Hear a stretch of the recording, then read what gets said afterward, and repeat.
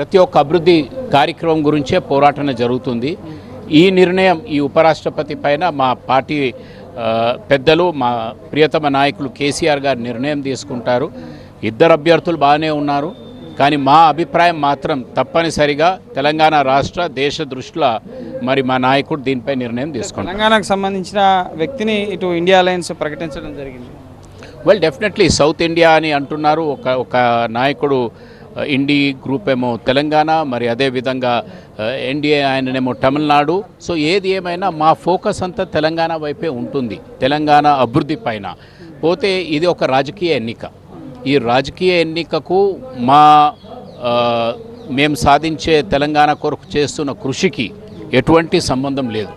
కాబట్టి ఇది ఒక రాజకీయ నిర్ణయం. కాబట్టి ఈ రాజకీయ నిర్ణయం మా పార్టీ పెద్దలు మా నాయకులు కేసీఆర్ గారు తీసుకుంటారు. ఎవరికి ఓటేస్తారు మీరు? చెప్పాను కదా, మా పార్టీ నిర్ణయం తీసుకుంటుంది. ఎందుకంటే ఇప్పుడే ప్రకటనలు వచ్చాయి. మేము హౌస్లో మాత్రం స్పష్టంగా నాన్ అలైన్డ్గా ఉన్నాం.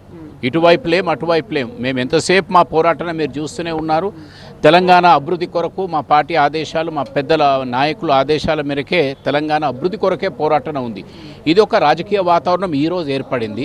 దీనిపై మా పార్టీ నాయకులు నిర్ణయం తీసుకున్నారు. రాజ్యాంగబద్ధమైన పదవి, మీరుండే సభ రాజ్యసభ.